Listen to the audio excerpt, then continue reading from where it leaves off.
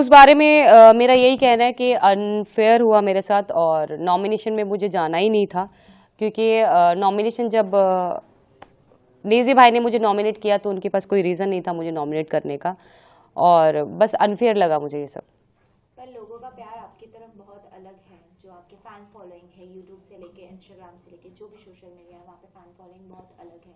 जब आपको लोगों ने बिग बॉस पे देखा, लोगों के बहुत अच्छे कमेंट्स भी आए पर बहुत नेगेटिव आए, पर आप ट्रोलिंग कैसे हैंडल करते हो पर्सनल लाइफ में? ट्रोलिंग हैंडल करने का ना एक्सपीरियंस हो गया, 4 साल हो गए हमें यूट्यूब को आए हुए, और इंस्टाग्राम वगैरह पे हम 4 साल से ही हैं। और 4 साल में हमने पहले 1 साल हमने बहुत ट्रोलिंग देखी है, बहुत गंदे गंदे बैड कमेंट्स देखे हैं, पर धीरे धीरे जब भी लोग हमें स्टार्टिंग में जब देखते हैं, उसके बाद देखते रहते हैं ना, तो लोग हमें जान जाते हैं कि ये लोग जैसा आप सोच रहे वैसे नहीं है, तो अब ट्रोलिंग का ज़्यादा मेरे को फ़र्क नहीं पड़ता।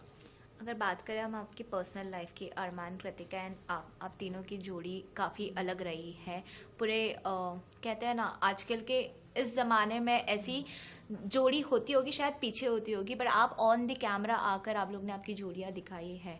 वहाँ पे भी लोगों के अलग अलग कमेंट्स रहे, कुछ लोगों ने काफ़ी चीज़ें एक्सेप्ट की है, कुछ महिला नहीं कर पाती है चीज़ें एक्सेप्ट, पर आपका पर्सनल लाइफ एक्सपीरियंस कैसा रहा है इस चीज़ों को एक्सेप्ट करने में? मेरा जो पर्सनल लाइफ एक्सपीरियंस है वो बहुत ही बुरा रहा है, ठीक है, क्योंकि कोई भी मेरी जगह कोई भी होती इस रिलेशनशिप को एक्सेप्ट नहीं करती। मुझे एक्सेप्ट करने के बहुत सारे रीज़न हैं, और बहुत सारे लोग ये कहते हैं कि हम लोग 2 शादियों को सपोर्ट कर रहे हैं, तो बिल्कुल भी नहीं कर रहे हैं, क्योंकि हम हमेशा अपने व्लॉग्स में, हर इंटरव्यू में हम ये बोलते हैं कि 2 शादी किसी को भी नहीं करनी चाहिए। ये एक्सेप्टेबल नहीं है, समाज के लिए भी नहीं है, किसी औरत के लिए भी नहीं है सेकेंड मैरिज एक्सेप्टेबल। पर मेरी ऐसी परिस्थिति थी, ऐसा मैंने टाइम देखा है कि मुझे वो एक्सेप्ट करना पड़ा, ठीक है। और उसके पीछे मैंने छोड़ भी दिया था, जब मुझे पता लगा कि अरमान ने दूसरी शादी कर ली है, मैंने उनको छोड़ दिया था 1.25 साल के लिए। मैं और मेरा बेटा अलग हो गए थे, पर कुछ ऐसी परिस्थितियाँ थी कि हमें लगा कि नहीं यार, जो भी हुआ उसे भुला के हमें वापस एक साथ रहना पड़ेगा, तो इसलिए अब आज हम साथ हैं और बहुत खुश हैं। जैसे आप कहते हो कि आपको वो एक्सेप्ट करना पड़ा, तो इसे हम कि ये आरोप लगाने की जो आरोप आपने लगाए? 8 साल में दिल्ली महिला आयोग ने 1,70,000 केसेस की सुनवाई करी है, पर जब से मैंने अध्यक्षा पद से रिजाइन करा है, पूरी की पूरी दिल्ली सरकार उतारू हो गई है कि किसी भी तरीके से दिल्ली महिला आयोग के ऊपर ताला लग जाए। 6 महीने से दिल्ली महिला आयोग को 1 रुपया भी फंड दिल्ली सरकार द्वारा नहीं दिया गया है। हमारी काउंसलर्स, लॉयर्स, स्टाफ की टीम वो आज दर दर की ठोकरें खा रही है, क्योंकि 8 महीने से उनको सैलरीज नहीं दी गई हैं।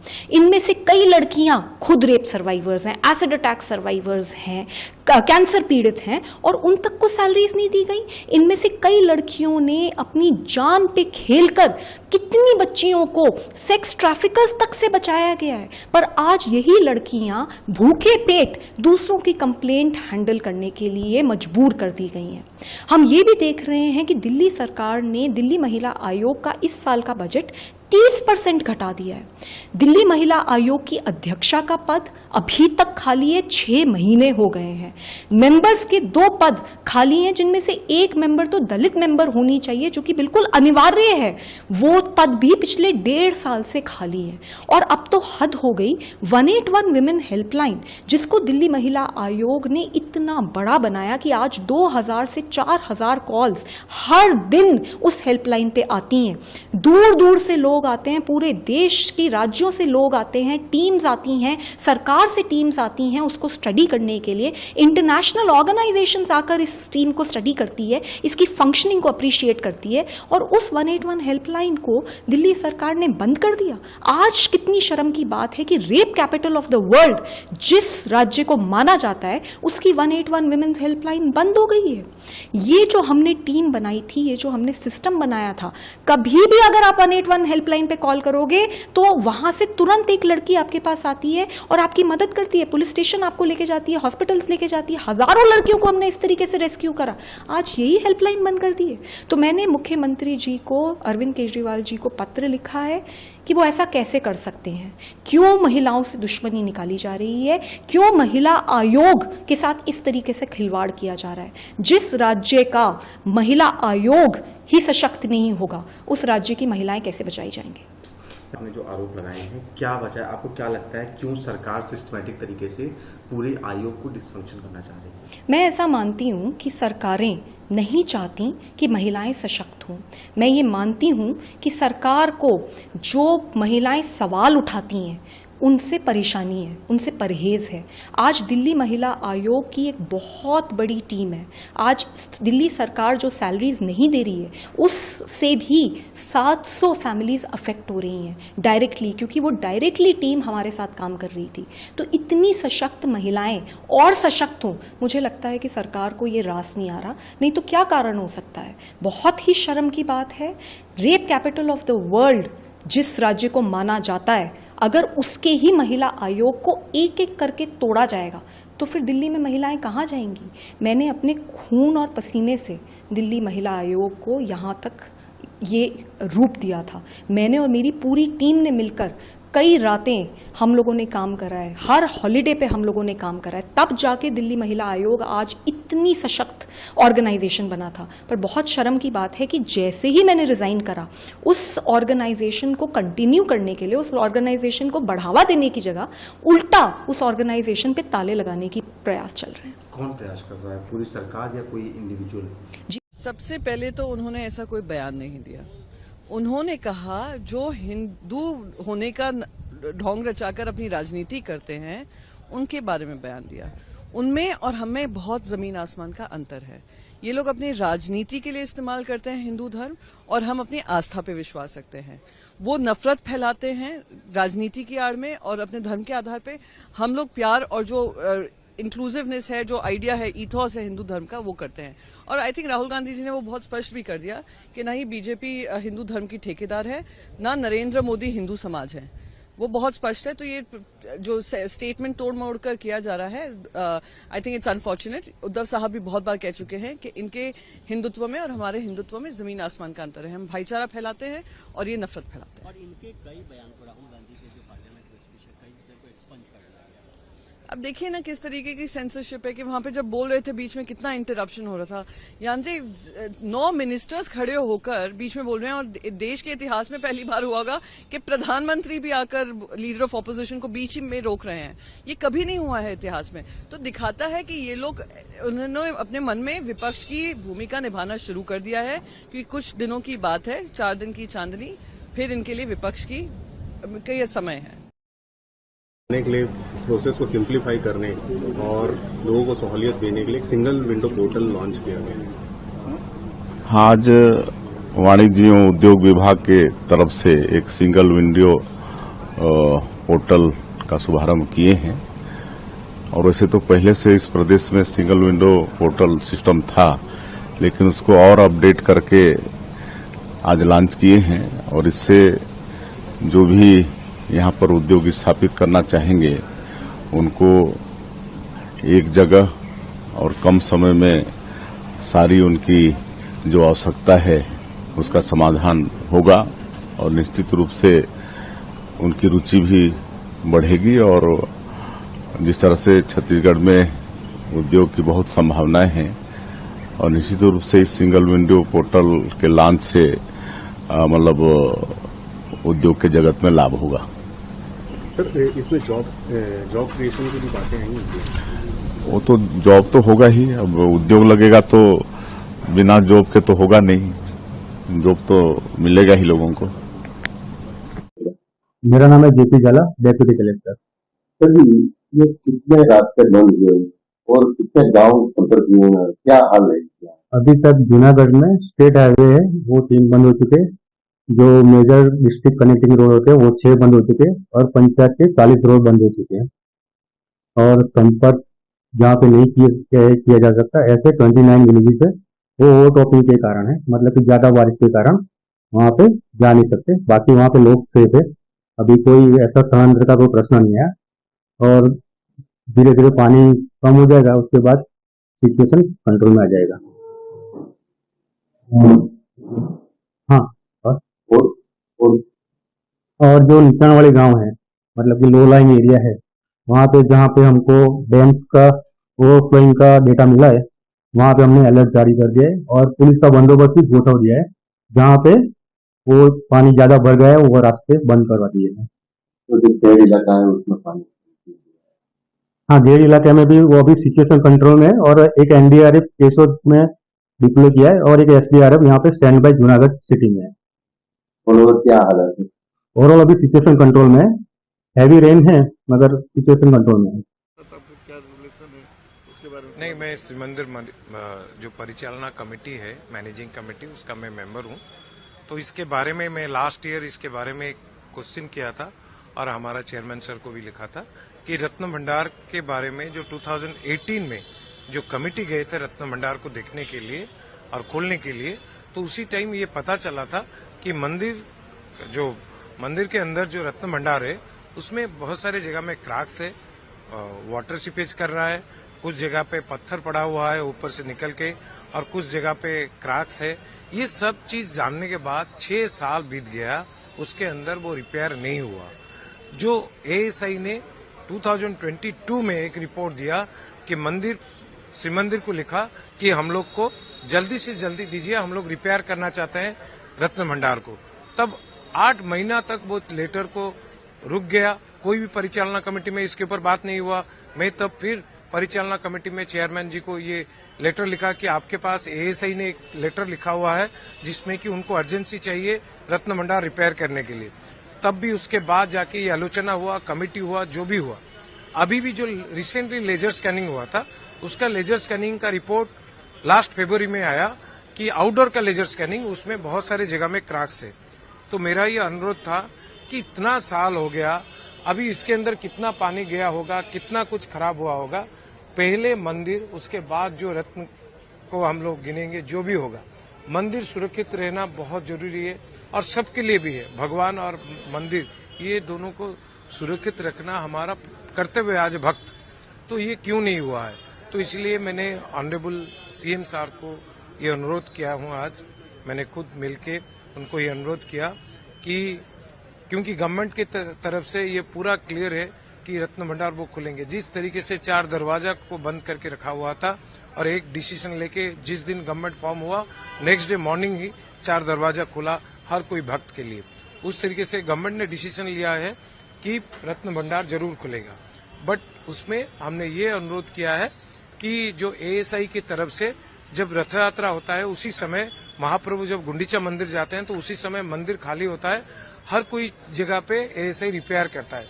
तो उसके अंदर भी ये रत्न भंडार का जो मंदिर जो रत्न भंडार जो है उसको भी रिपेयरिंग होना चाहिए सो दैट कि इमीडिएटली रिलीफ मिले कि और पानी अंदर ना जाए। तो आज ऑनरेबल सीएम साहब जो जगन्नाथ की बहुत बड़े भक्त हैं, जिनने ये करके दिखाया कि मंदिर के दरवाजा खोले, करोड़ भक्तों का जो आस्था था उसको वो दिखाया। आज भी उनने वही मुझे बताया कि हम जरूर उसके ऊपर काम करेंगे। हमारा गवर्नमेंट पूरा लगा हुआ है कि रत्न भंडार खुलने के लिए, और जो रिपेयरिंग का काम है वो एएसआई के साथ बातचीत करके जो भी जहां पर मंदिर का जो भी प्रॉब्लम्स होगा उसको सॉर्ट आउट करेंगे और जरूर वो उसके ऊपर एक ठोस। राहुल गांधी का जो स्टेटमेंट आया उन्होंने जहाँ पे पूरे हिंदूज को बोला कि वो हेटेड और नहीं, आप गलत सवाल है आपका। राहुल गांधी जी ने सभी हिंदुओं के बारे में, हिंदू समाज के बारे में कोई भी गलत वक्तव्य नहीं किया। ये जो अपने आप को हिंदू समझते हैं, जो संसद में बैठे थे, अगर उनके कान साफ हो गए तो और ठीक से सुना होगा तो फिर एक बार वो सुन लीजिए। राहुल गांधी जी ने कहा है मोदी जी यानी हिंदुत्व नहीं और भारतीय जनता पार्टी यानी हिंदू समाज नहीं। हिंदू समाज बहुत बड़ा है, हिंदू समाज की व्याख्या बहुत बड़ी है जो भारतीय जनता पार्टी के समझ में नहीं आई। मैं आपको महाराष्ट्र की बात बताता हूं। ये बीजेपी के लोग हमेशा हम पर क्रिटिसाइज करते हैं कि शिवसेना ने या उद्धव जी ने हिंदुत्व को छोड़ दिया। तो उद्धव जी उनको ये जवाब देते हैं कि हमने भारतीय जनता पार्टी को छोड़ा है, हिंदुत्व को नहीं छोड़ा है। बीजेपी यानी हिंदुत्व नहीं। कल संसद में नेता प्रतिपक्ष राहुल गांधी ने यही बात कही कि बीजेपी का जो नकली हिंदुत्व है, ढोंगी हिंदुत्व है, हम उसे हिंदुत्व नहीं मानते। हिंदुत्व की डेफिनेशन बहुत बड़ी है, वो संस्कार है, हिंदुत्व और संस्कृति है। नफरत फैलाना हिंदुत्व के किसी धर्म ग्रंथ में नहीं लिखा है। जो बीजेपी 10 साल से इस देश में कर रही है। मेरे को बनाने वाले यहाँ बैठे हैं, श्रीमती सोनिया गांधी जी। ना रमेश बना सकता है, ना आप बना सकते हैं, जनता ने मुझे बनाया। खड़गे जी, मैं उस स्तर पर नहीं आना चाहता। मेरी बात को ध्यान से सुनिए। मेरी बात को ध्यान से सुनिए। नहीं, सुनिए, नहीं, बैठिए। You can not every time run down the chair. You can not every time show disrespect to the chair. आप अचानक खड़े होते हैं और कुछ भी कह देते हैं, मेरी बात को समझते भी नहीं है। Never in the history of this country, never खड़गे ji, in the history of parliamentary democracy and Rajya Sabha proceedings, there has been such disregard of the chair as from you. You are forcing me, and I have said so on number of occasions. You take it in a manner which is wrong. Time for you to reflect. Now, please, मेरे में बहुत patience है, बहुत सहन शक्ति है, खून की घूंट पी सकता हूं। मैंने क्या क्या बर्दाश्त किया है, कितना बर्दाश्त किया है, और आप फट खड़े होकर कह देते हैं, अरे आपको खड़गे जी, आपको किसने बनाया है ये आप अपने आप जाने। मैंने एक मुद्दा उठाया छोटा, चिदम्बरम जी प्लीज डोंट डू इट। मैंने जो मुद्दा उठाया, कैसे आपने ट्विस्ट किया, अंदाजा लगाइए। मेरे को भी पीड़ा होती है इतने no again there is a 24/7 functional person. और ऐसा नहीं है खड़गे जी, इतने मौके आए हैं जब आपकी प्रतिष्ठा को कितना बड़ा धक्का पीछे से लगा है, मैंने देखा है। मैंने आपकी प्रतिष्ठा को बचाने की कोशिश की है और आप मुझे लांछित कर रहे हैं। कल का दिन कितना भयानक था, आपने रिग्रेट एक्सप्रेस कर दी, अच्छी थी। सर ऐसा मत कीजिए, मैं सिंपल आदमी हूं, झुककर चलता हूं, जितना झुक सकता हूं झुकना चाहता हूं। कोई कहे मैं ज्यादा झुकता हूं, ठीक बात है, पर ऐसा नहीं होना चाहिए। स्वागत किया गया और सब एनडीए के दलों की ओर से प्रधानमंत्री जी को शुभकामनाएं दी कि देश का संचालन और देश को एक विकसित राष्ट्र बनाने के लिए पूरा एनडीए एकजुट होकर के आदरणीय प्रधानमंत्री नरेंद्र मोदी जी के नेतृत्व में आगे जाने का और देश का सेवा करने का। आज क्योंकि ये पहला बैठक था और हमारे पास हाउस का जो बिजनेस है राज्यसभा लोकसभा का एक सीमित है, राष्ट्रपति जी का अभिभाषण पर चर्चा ही था और ओथ एंड एफर्मेशन का ही था, तो उसका हाईलाइट किया गया और मुख्य रूप से आदरणीय प्रधानमंत्री जी का मार्गदर्शन हुआ। आज प्रधानमंत्री जी ने जो बातें एनडीए के साथियों के साथ सारे एमपीज को शेयर किया है और जो गाइड किया है, हम लोगों को एक मंत्र दिए हैं, ये बहुत महत्वपूर्ण है। आज सबसे पहले तो प्रधानमंत्री जी ने कहा कि हर एक एमपी सदन में देश सेवा के लिए आए हैं, बाकी कोई भी पार्टी का हो, किसी भी दल का हो, लेकिन देश सेवा ये प्रथम हमारा दायित्व है और हर एक एनडीए का एमपी को देश को सबसे ऊपर रख करके काम करना है, ये आदरणीय प्रधानमंत्री जी ने आग्रह किया है। दूसरे जो हमारे एमपीज का जो आचरण है, हमारा बिहेवियर, हमारा कंडक्ट, उसके बारे में प्रधानमंत्री जी ने बहुत अच्छी तरह से हमको मार्गदर्शन दिया। प्रधानमंत्री जी का कहना है कि हर एक एमपी अपने अपने क्षेत्र का विषय को बहुत ही प्रभावी ढंग से सदन में रखना चाहिए और रूल के मुताबिक, नियम के मुताबिक देश का और भी कोई बड़ा विषय हो जिसमें रुचि है, सांसद होने के नाते अपने अपने रुचि होते हैं, उसमें एक्सपर्टाइज डेवलप करना है। कोई एमपी पानी के विषय में, कोई एमपी पर्यावरण के विषय में, कोई एमपी सामाजिक क्षेत्र में, अलग अलग रुचि होता है। तो उसमें एक्सपर्टाइज डेवलप करने के लिए प्रधानमंत्री जी ने आग्रह किया है और सारे एनडीए के सांसदों को आदरणीय प्रधानमंत्री जी का आग्रह है कि हम सदन का नियम, पार्लियामेंट्री डेमोक्रेसी का जो सिस्टम है और एक अच्छा सांसद बनने के लिए जो आचरण की आवश्यकता है वो पूर्ण रूप से अपनाएं और हम नियम के साथ और पार्लियामेंट्री जो कन्वेंशन है, ट्रेडिशन है, उसी के साथ पेश आना चाहिए।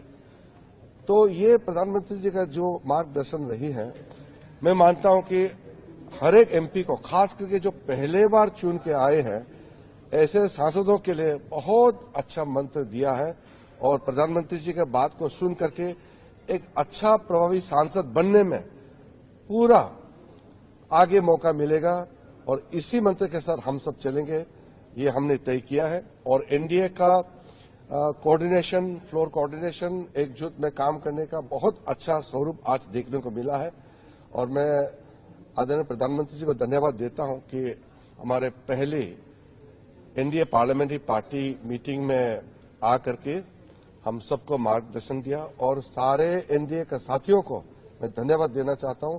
सबने 100% नेता सहित सारे सदस्य ने आज के पहली एनडीए पार्लियामेंट्री पार्टी बैठक में सम्मिलित किया और पीएम साहब ने सरकार को कहीं न कहीं घेरा। उस पर आप जो भी एक्यूजेशन लगाए थे, बीजेपी जो क्रिमिनल लाइंस को डिवाइड करने की बात करी थी, वो एक्सपेंड कर दिए गए। कैसे देखते हैं आप? कल बीजेपी पूरी तरीके से नंगी हो गई अपनी विचारधारा में।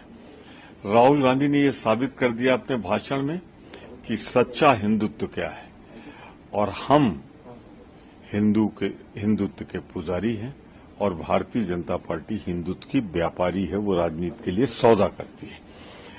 मैं इतना कहूंगा, बहुत अरसे बाद एक ऐसा भाषण नेता विरोधी दल का हुआ कि तिलमिला गई भाजपा। उसका नंबर 1 मोदी 2 बार उठा, राजनाथ सिंह 2 बार उठे और अमित शाह तो ऐसा लग रहा था जैसे गिर पड़ेंगे। तो नंबर 1, 2, 3 को जो बीच में मजबूर कर दे, वो राहुल गांधी ने कल मारक प्रहार किया है भारतीय जनता पार्टी पे। आपने भी देखा होगा कि प्रधानमंत्री ने कहा कि हिंदू कम्युनिटी को वायलेंट बोलना ये बहुत सीरियस मैटर है। वहीं पे अमित शाह ने बोला कि अपोलोजाइज करने की जरूरत है। किरण रिजिजू ने कहा कि वो पीठ दिखा के स्पीकर घेरने की कोशिश कर रहे थे राहुल जी को कल। पर राहुल गांधी कल जिस मुद्रा में थे, जिस आक्रामक शैली में थे, कोई रोक नहीं पाया, टोक नहीं पाया, कहीं से उनको घेर नहीं पाया। एक चीज सुनिए, मैं सीधी सी बात कहता हूं, राहुल गांधी ने वही कहा जो सच्चाई है। ये भाजपा वाले ना हिंदुत्व को बदनाम करते हैं। इनका हिंदुत्व ईवीएम मशीन वाला हिंदुत्व है, हमारा हिंदुत्व सनातन है। हम राम के पुजारी हैं, भाजपा राम की व्यापारी है। मंत्री जी के भी द्वारा कही गई। जिस तरह से कम्युनल वायलेंस के ऊपर कल उन्होंने कटाक्ष किया बीजेपी के ऊपर, बीजेपी डिवाइड करी लोगों को कम्युनल वायलेंस की लाइन पे और उसको एक्सपेंज कर दिया गया बाद में। देखिए, एक्सपेंज करने वाली बातें बहुत सारी थी। एलओपी ने कल जिन बातों को सदन के पटल पे रखने का काम किया, प्रमुखता से बहुत सारी बातें उन्होंने कही जो कि पूर्णतः तथ्यहीन थी। कई उन्होंने व्यक्तिगत टिप्पणी की, प्रधानमंत्री जी को लेकर हो या चेयर को लेकर हो, और जिस तरीके से आस्था के साथ खिलवाड़ करने का उन्होंने कार्य किया, महादेव की तस्वीर को जिस तरीके से लहराने का काम किया, ये कतई इन सब चीज़ों को बर्दाश्त नहीं किया जा सकता। अलग अलग धर्म की आस्था का आपने तमाम धर्म गुरुओं का कल से लेकर आज तक बयान भी सुना, जिनके प्रति अपनी आस्था दिखा रहे थे, उन्हीं लोगों ने ही नकार दिया कि भैया ये मुद्रा इस धर्म से जुड़ी हुई नहीं होती है। कई धर्म गुरुओं ने उसका खंडन किया।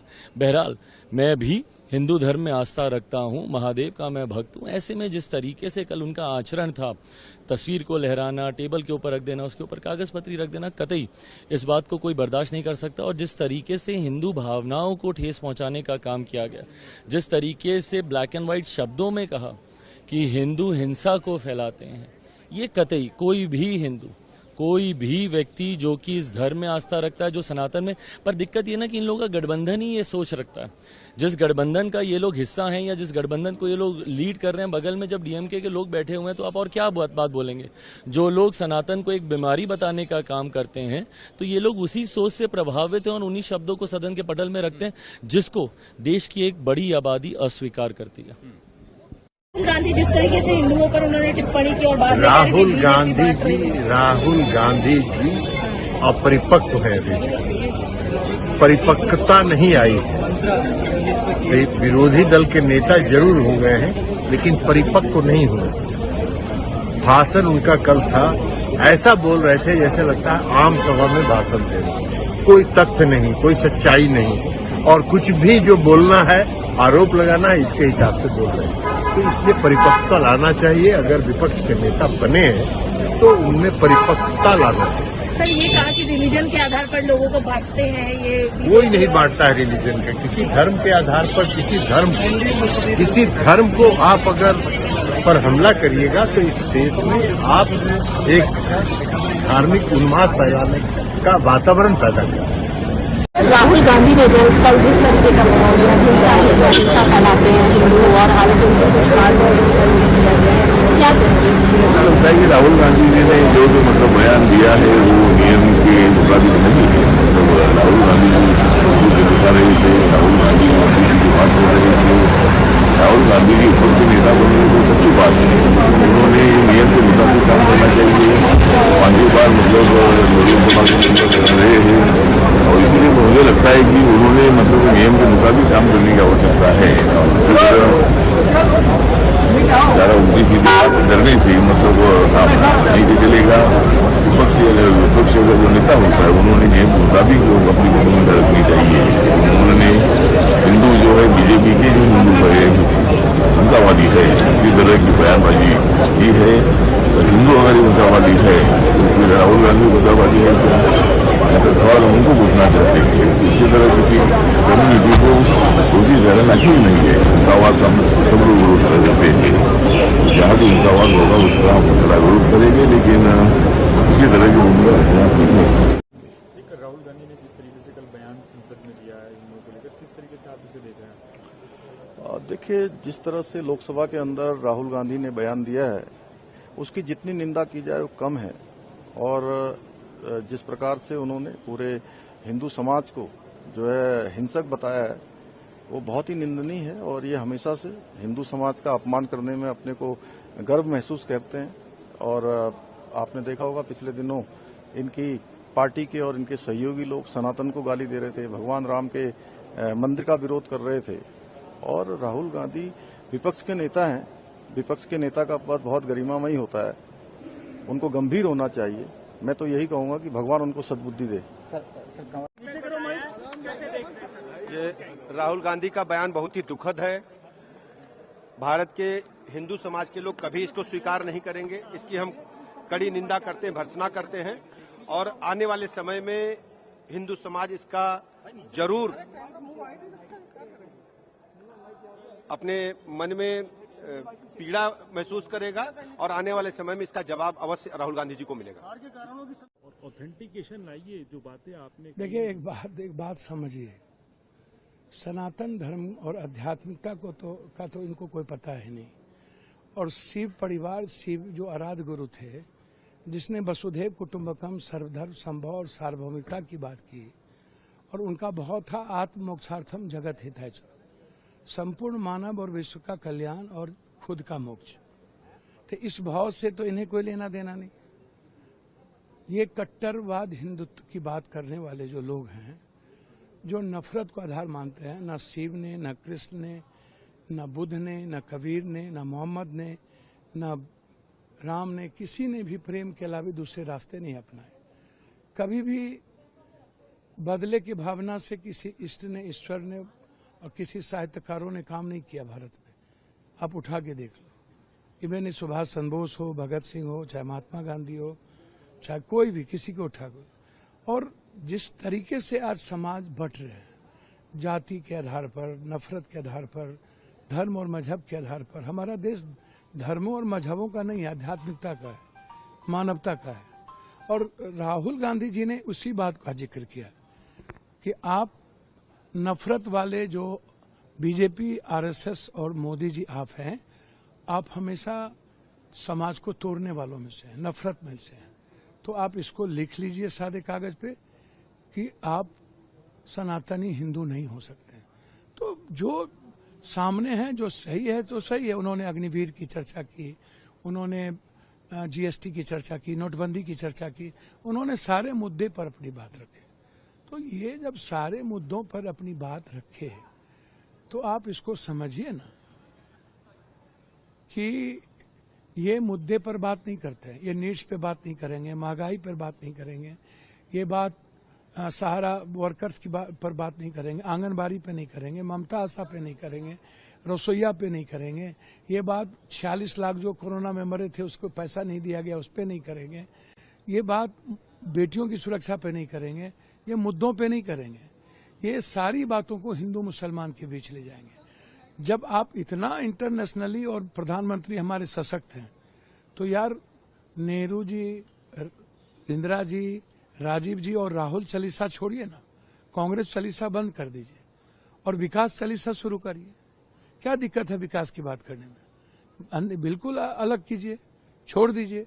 आप एक लंबी लकीर खींचिए।